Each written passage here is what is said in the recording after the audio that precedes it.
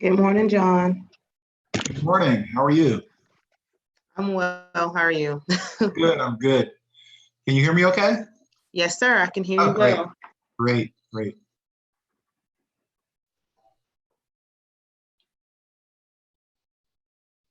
How are you doing?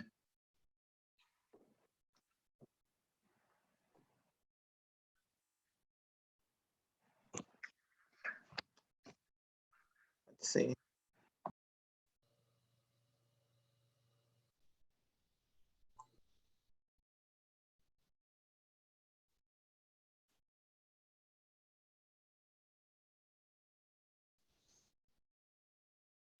Okay, I'm sorry. I had to go back in and mute myself. It's streaming live on YouTube as well. So I have Oh, YouTube okay. up as well as I have my computer up just to ensure we have to stream it via YouTube so the public can have a way to actually Ah, listen to makes it. sense. Yeah. Okay.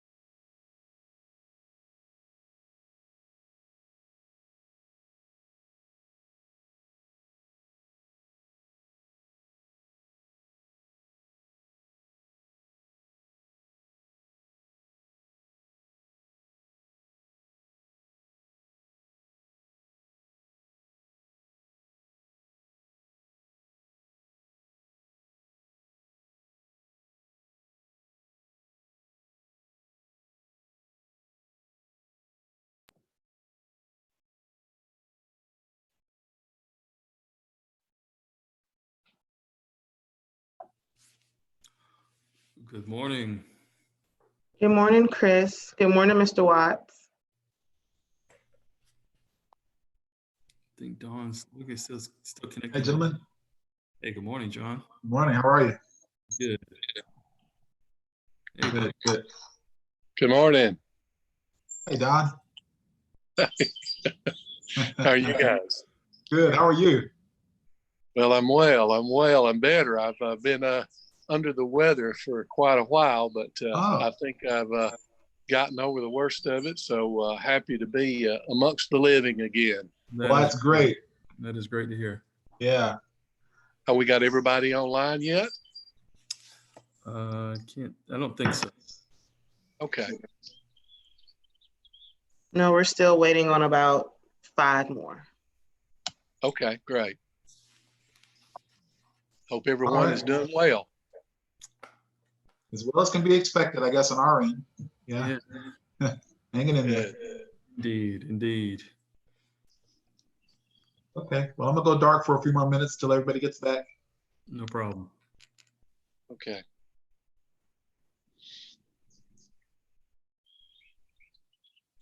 Morning, Joe. Good. Good. We do. Thank you. No, We're good. We got plenty of food Yeah, we're and good. toilet paper. Yeah. Good to see you. Thanks. You're probably Maybe right.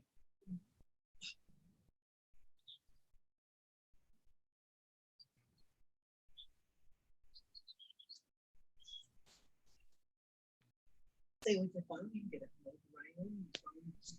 Face up there. Yeah. Get your coffee. Snickles jumped up my lap and got his tail in the picture. Yeah. His face. That happens.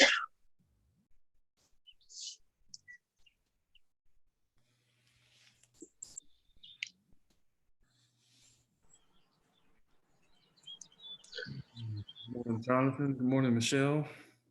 Good morning. Good morning.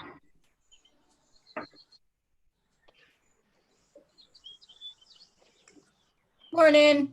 I've got you on mute and you don't want to see me this morning. No problem. Here, Brooks.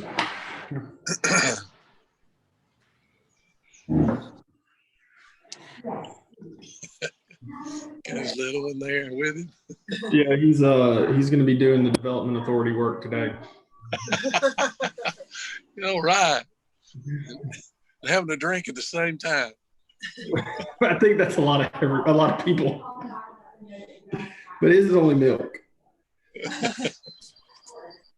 We'll make sure that Chelsea takes the role and he gets accounted for. I definitely will count him. Yeah.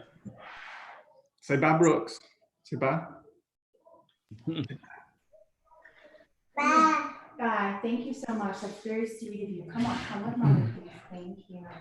Bye. That's right. All right. Here. Come on. Come here.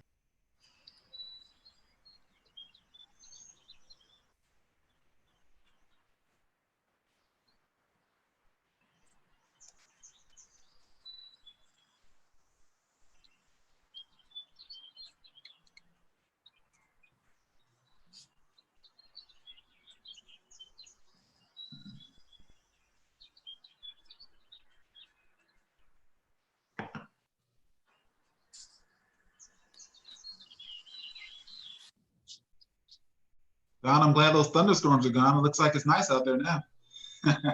It is nice out here. Of course, it's cooler and Yeah. a little less pollen, it feels like. So good Yeah. day maybe to get outside and do a few things and take care of some of this stuff, yard work. I've got a yard man supposed to be pulling up at any time, but I think my wife's going to help handle him. Okay. Good. Yeah. Did everybody get some bad storms? We got hit with, we're right across the Carroll line in Villa Rica, and we got hit really hard by hail about 445, 450. Huh. Now, we didn't have any hail, but it was really coming down around that same time. No hail, fortunately, but boy, it took the house. Yeah, we just had a good rain. We heard some thundering, and but that was about it. Nothing major, nothing big. Yeah, we're kind of the rednecks of the neighborhood. We've got a little pool for my kid outside, and it got blown into my neighbor's yard. So, oh man, I sent him a text message and told him that if it's there for the rest of the day, he's welcome to use it. So. Well, always something to do, right? Yes, sir. yeah. Good morning, Phil. Good morning, Chris. Good morning, everyone. Morning. Morning. Morning. Good morning.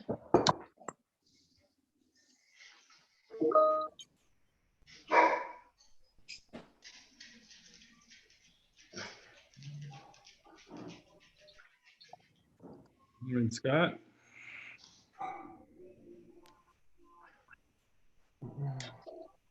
Hey, everybody. How you doing? Good morning, Scott. Good morning. Scott. Hey, John. I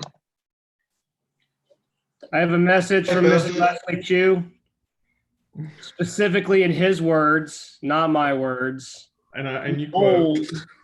and it takes some time for him to figure out Zoom. So he's asked me to chair the meeting in his absence. And if we don't have quorum, I will call him on my cell phone and conference him in that way.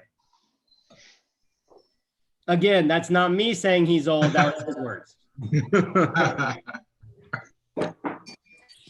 We have a quorum, but Chris, I guess we should wait on John. Did he have any business? I don't think so.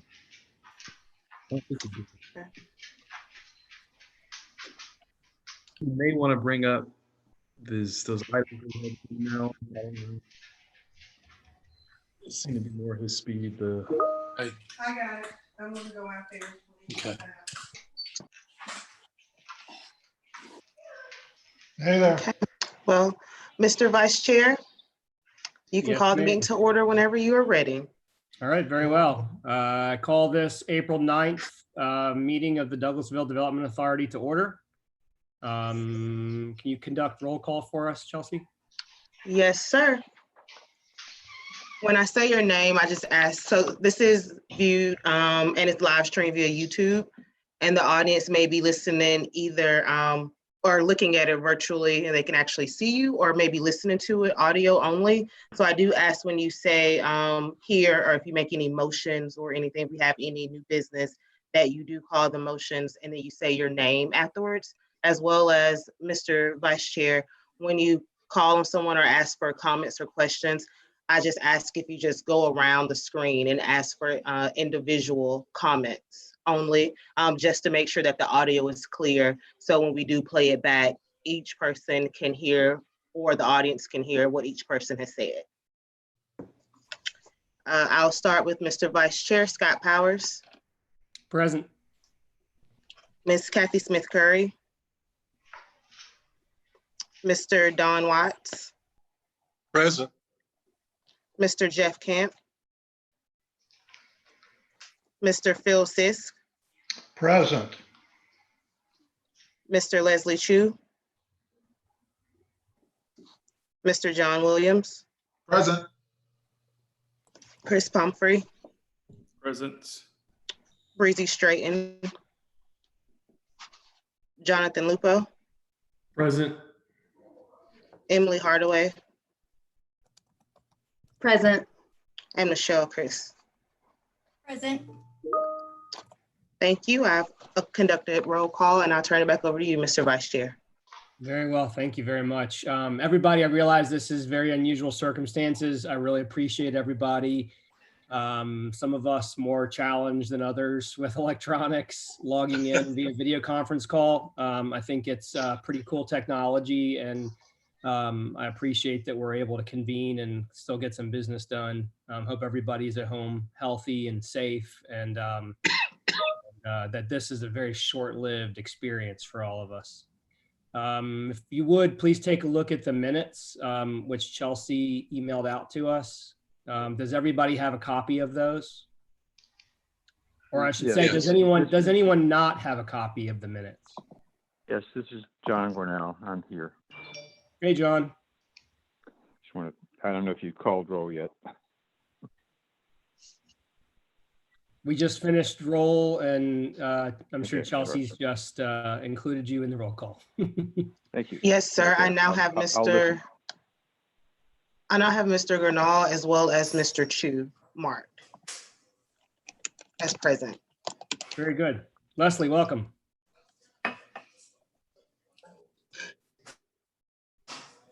As well as Breezy Straighten. Mr. Chu, would you like me to continue to chair the meeting, or would you like to take over?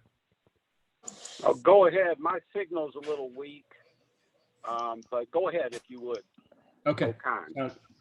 Sounds good. Is there anybody that needs a copy of the minutes or needs a few more minutes to take a look at the minutes from the last meeting? If not, do we have a motion to approve the minutes? So moved, John Williams. And a second? Second, Philip Sisk. And the minutes from the previous meeting are approved as presented. Next, Chelsea, will you commence with the budget report, please? Yes, sir. And I have shared my screen for everyone to see. I'm going to scroll down to the budget report. As it relates to the budget report for revenues, if you, is everyone able to see my screen? Yes. Okay, perfect. As it relates to revenues, we have a balance of about 72,571. As it relates to the expenditures for regular employees full-time, we have a remaining balance of 3,000. If you all know, that is part of my salary. They just switch it over every month. They switch over an amount. And so we are, as it relates to that, we're spending that correctly. As it relates to legal, we have about 30,918. I have spoken with Mr. Gurnall and just asked for him to send an up-to-date legal invoices. Since we are going through a public health emergency, we're just trying to ensure that we are up to date as it relates to invoices, but we are in pretty good shape legally as it relates to the remaining balance for the remaining of the year. As it relates to other professional services, of course, this is the IGA that we have with Douglas County Economic Development Authority. We have about 28,000 remaining in that, and I also have reached out to Mr. Pumphrey to get up-to-date invoices to ensure that we have paid those and we're up to date with those before the end of the fiscal year, which is June 30th. As it relates to our general liability insurance, that's through GERMA. That helps us if we have any kind of lawsuits and to be able to use their insurance as well as any of their attorneys. So we're in good standings as it relates to that. Posting and shipping, that's any shipping that I have to send out to Mr. Gurnall or any of the attorneys that are assisting with any kind of closing deals. And we usually just zero that out or balance that out by the end of the year, but we've only spent $8 this year with that. As it relates to education and training, we have about $966 remaining in that budget. And that's if anyone wants to take the Development Authority 2 class, as well as we do have one new member, Mr. Williams, who would need to take the Development Authority 1 class. As of right now, there are no classes because of COVID-19, but I will keep you all up to date once we are out of this public health emergency and send you all up to date dates so you all can get that training that you need. So as it relates to expenditures, we have about 64,574 remaining in the budget. Are there any questions regarding the budget? None here. No, ma'am. No questions. No. Okay, I'll turn it back over to you. Mr. Pumphrey, Mr. Gornall, new business. Yeah, I'll let John, if you have anything. None from me. All right. Good deal. All right. Well, so as you see, we don't have any items that we need to make any decisions on this month. But I did just want to kind of walk you through what is going on in light of this COVID-19 pandemic going through. So I'll do some things and discuss what we're doing to support our existing businesses. So Uh, just to you and with we have not stopped working, and we are still working, whereas we are working remotely from home, but we still have a lot going on right now. The first thing, we did issue an RFP for real estate advisory services this past Friday. This is for the redevelopment of the old jail property. In essence, what we're looking for is a real estate advisor to kind of walk us through the RFP process for a master developer. And that will be a master developer to kind of take on the role of all the private sector components of the redevelopment on the old jail property. So we issued that out on Friday, and then that once that advisor is selected, then they'll work with us in city staff and kind of creating that RFP that would hopefully go out early summer to the market to get proposals for the actual development itself of the old jail property.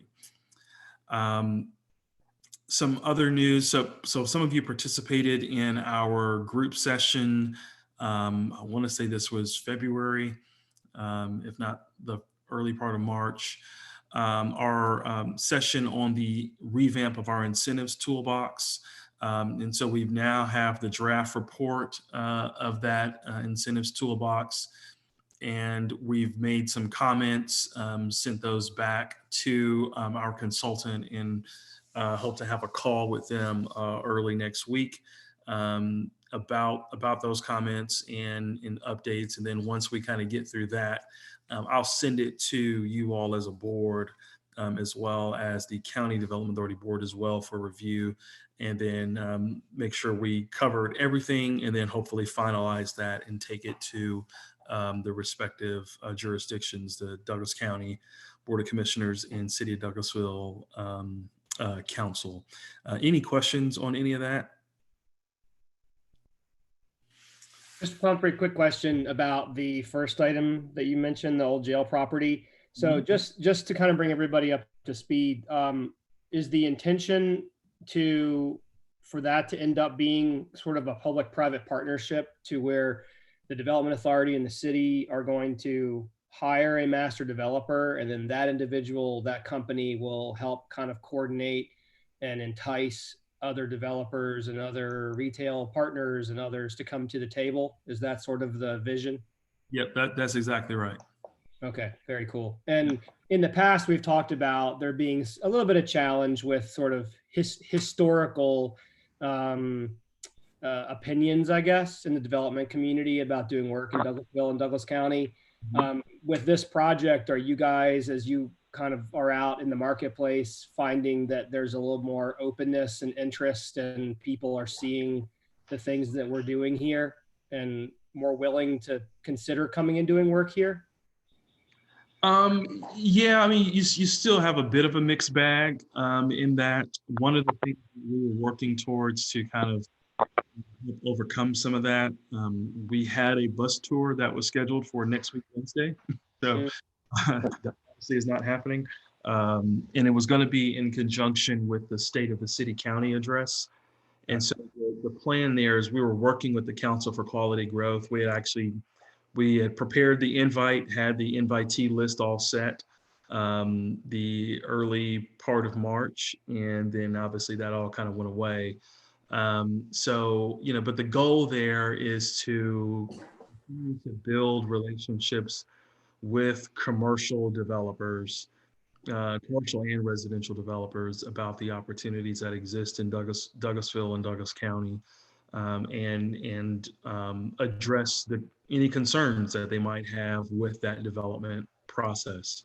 But one of the things that what we ensure is when we're working with a developer, we really try to provide, as an economic development organization, kind of like that white glove service to really kind of help as much as we possibly can to move some things forward. Now, we can't help everyone, and we don't help everyone just because we just don't have the capacity to do it. But those that we believe are truly gonna, help, be transformative type opportunities for the community, we definitely try and get behind and help support. So cool. So yeah, so that's that. Thank you. We just to that point, we also hold, we call it a development roundtable, and that's where we have planning and zoning from both city and community development services, transportation, and water and sewer, kind of all come together to discuss things that are ongoing from a development standpoint, and how can we help navigate some of those things. Prime example is one of the, we've been trying to help kind of intervene and support as much as possible the development there on the corner at Highway 5 and Douglas Boulevard, trying to, you know, solve some of the issues there to get that Starbucks and Five Guys development move forward. So we try and, you know, step in as much as we can and to move to help out in that regard. Cool. Great. Thank you. No problem. Any other questions? Okay. So we also had the approved one of the largest rezonings square by square feet in it may be forever, but definitely in quite a long time. And that's with the Silverman Group with the redevelopment, with the development of the land right there off the Bright Star connector. That is going to be an industrial and flex space development by the Silverman Group. One of the good things about the Silverman Group is that they are a long-term holder property. So when they develop buildings and land, they're in it to flip it for a developer and then sell it off. They're really in it to be there for the long haul. And so they've got zoning for about square feet. We helped in support we helped in that project in trying to guide, you know, what are some of the types of buildings that we need for projects that are coming along. So that development will have some commercial. It'll have flex space, which is, you know, kind of like your office in the front, you know, kind of warehouse space in the back, and then it'll have some larger industrial space as well that kind of accompanies that. So it's about 2.3 million square feet, and they're working right now on the marketing of that. We are getting a tremendous amount of requests for industrial space. That market is very strong, and this community has a great opportunity to further that. We obviously, you know, have our target sectors that we go after, and that isn't going to change. We're still pursuing advanced manufacturing, you know, companies, looking at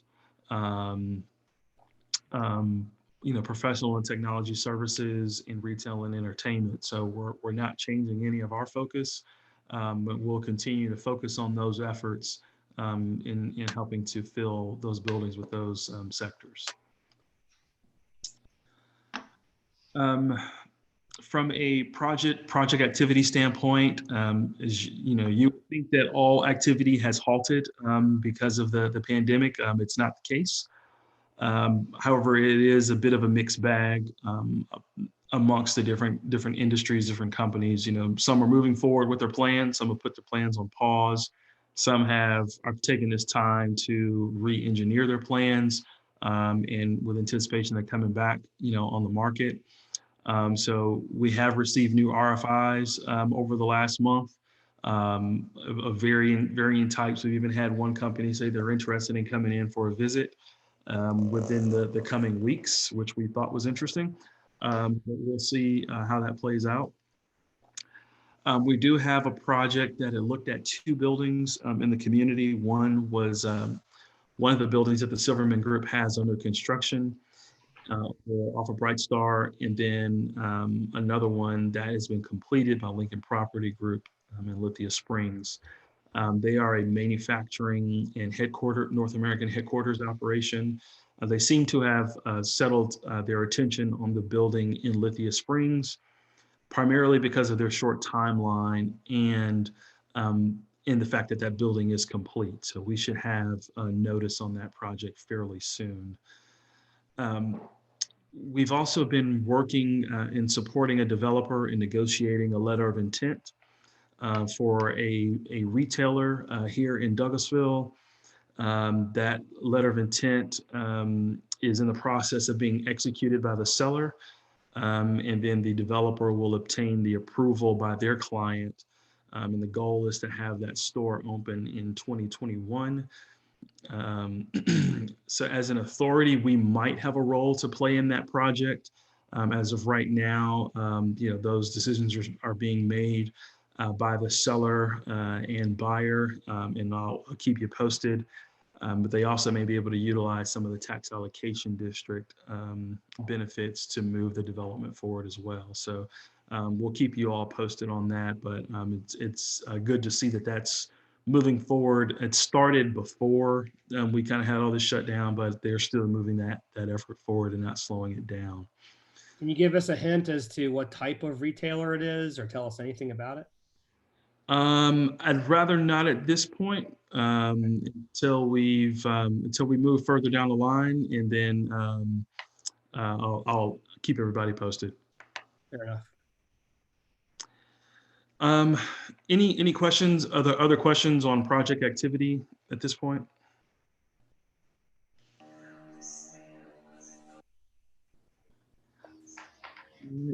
Without hearing anything on that, the other area that we have put a lot of effort into and support in, and has really kept Breezy going pretty much nonstop, has been everything that's going on to help support our existing businesses.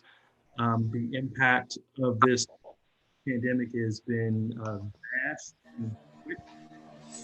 It's unlike in other recessions where you kind of your way through it.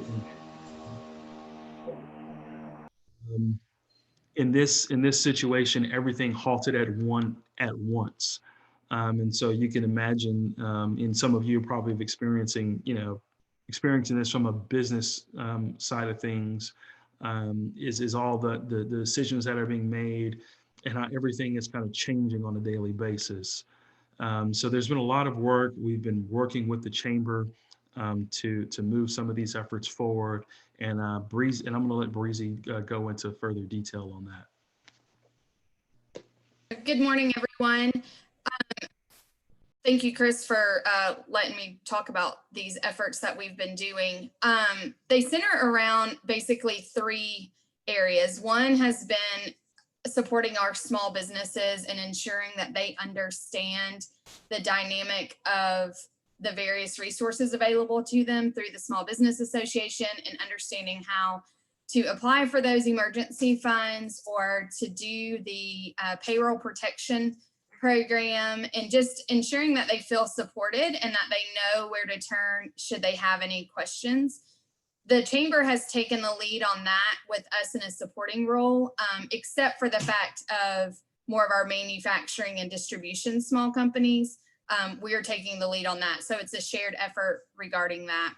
When it comes to workforce and unemployment, our office has taken the lead on doing that for businesses as small as a massage therapist, all the way up to our large manufacturers who have, 600 folks in their plant, and really working with them to understand the partial claim unemployment program, walking them through that program, putting them in contact with our regional rep, Lee Hunter, for the Department of Labor, ensuring that they understand that as the employer, they need to file for that program on behalf of their employees, and also understanding that there's very little liability associated with it at the moment. Their UI ratio does not increase. They can simply file that for any employee that has had a reduction of hours, or if that employee is uncomfortable coming to work due to the situation, they can file it on their behalf, and there's no penalty to the employer for that. So, in typical unemployment situations, the more people you file unemployment for, the higher your ratio can go up. That ratio becomes permanent. So the employers were a bit hesitant at the beginning of this, filing anything for their employees, and because they didn't understand the different safety nets that have been put in place. So a lot of our work, we've talked with over 100 businesses throughout the county. A lot of the ones that are in the city have been, like our restaurants, our small business, more service oriented, like your heating and air companies, or those service folks who go into people's homes, and they've had a reduction of business because people don't want folks that they don't know in their homes. And so just walking them through those different programs to ensure that they understand the various resources that are available to them. And then the one that's kept us most busy has been the supporting of our restaurants through the meal delivery program that we've organized in partnership with the chamber to deliver 520 meals to Wellstar Douglas Hospital each day in order to feed our healthcare workers over there. So Wellstar went from having about 360 workers daily there to 520. Their employees are having to work mandatory overtime shifts. And when you do that, that brings a whole nother level of just uncertainty for those employees. And, they're on the front line serving during all of this, during this situation. And so this is a great way for us to tell them thank you for their service, but to also support our restaurants, because it costs roughly $3,000 per day in order to provide those meals. And we are working with only Douglas County restaurants to do this, and they're able to maintain a pretty decent staffing level, and most importantly, not lose funding because of product going bad and those type of things. So we started this on Sunday, March 30th, I think was the day, March 29th.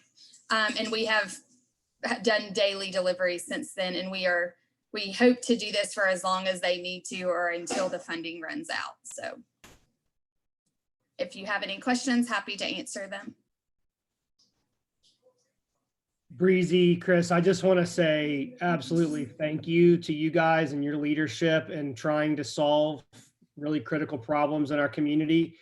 I think it's easy for some of us to forget that are still kind of working from home and moving right along with our regular salaries, how many people are affected in the community who work maybe in the restaurant industry. My wife is one who works at Wellstar Douglas, and she actually expressed that she felt a little bit guilty getting this free meal, and I had to explain to her that it's we're supporting our restaurants in the community, and we appreciate it's just a sign of respect and appreciation for all that they're doing at the hospital. So it means a lot. I think it speaks volumes about our community and how we solve problems and how we support our local businesses. And it's something that I hope you guys will write up a case study on, and we'll really talk to when people are thinking about relocating businesses here, because we don't just kind of walk away and shut down when these things happen. We step up and find solutions. So you guys have done an exemplary job. Thank you. Thank you for that, Mr. Vice Chair. One of the things kind of furthering that point, as Breezy talked about, kind of helping answer a lot of the questions as it relates to the SBA. And as I'm sure you've seen in the news, there's been a lot of challenges with getting those funds for varying reasons. And so one of the things that we've seen take place at a number of communities across the country has been the local community really stepping up with some type of funding for businesses. And so we've looked at a ton of different models on that. Some have stood up loan programs, which ideally make sense, but when you actually look to try and do one of those, it's very challenging to stand up a loan program, especially if you've never done one before. And so we have never done one before, and we have decided that we are not going to do one. But we have seen a lot of grant programs that are out there. And in looking, at that, we were thinking it might be extremely beneficial for a number of our small businesses if we were to stand up a grant fund to also kind of supplement, what's taking place with SBA. But what we're also learning is that not all of these businesses are going to qualify for that SBA funding. And our goal is to, help, create and maintain a sustainable economy in our community. And so the more, small businesses that we can help in that regard, the better off, we are, even if we can't help all of them, which we know we can't. And so we have a little small group committee, myself, Sarah Ray, Chandran Pemberton, Mike Stevens with Service First, and Matt Barrington with Regions.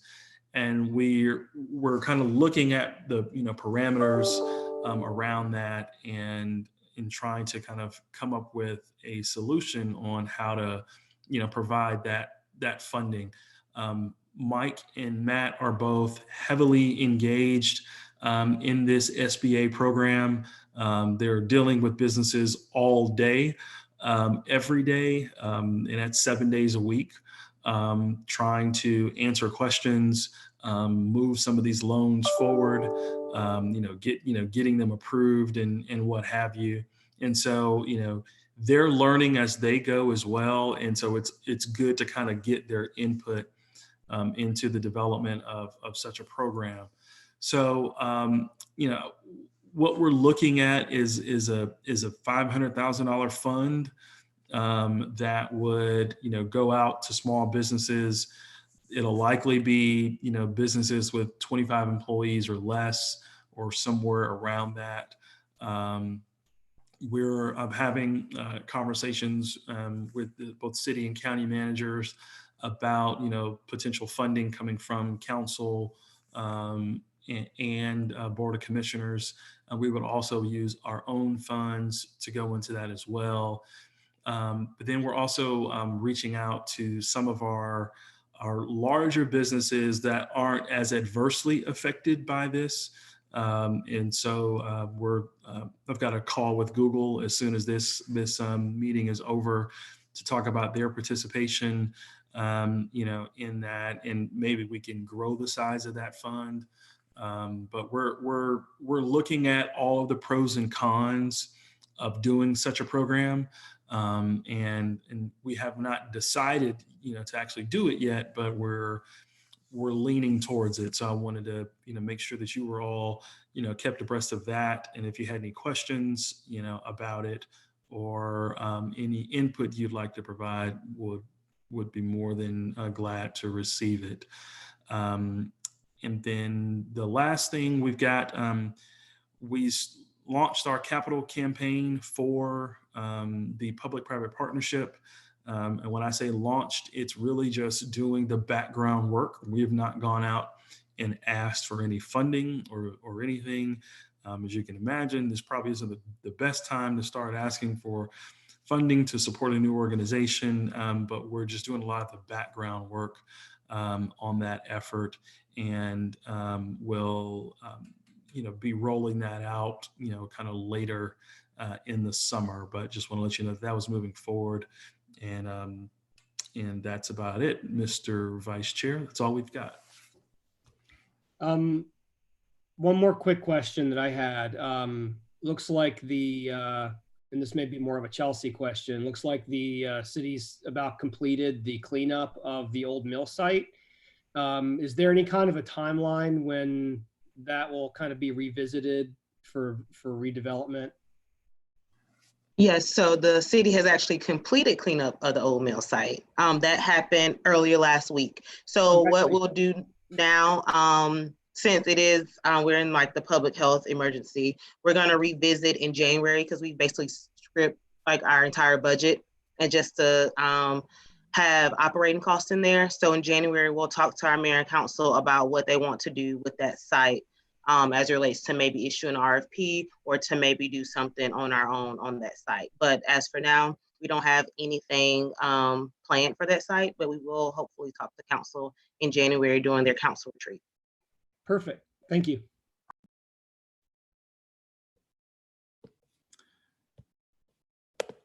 Excellent. Well, Mr. Vice Chair, that's all we've got. Okay. Chelsea, our next meeting date? Our next meeting date is set for May 14th, 2020. All right, let's all say our prayers that we don't have to do this via video call, even though it's been so pleasant seeing all your bright and shiny faces from your homes. We'd love to be able to get together in person and have a Chick-fil-A biscuit and some coffee. Indeed. Yes, indeed. All right, do I have a motion to adjourn? Motion to adjourn.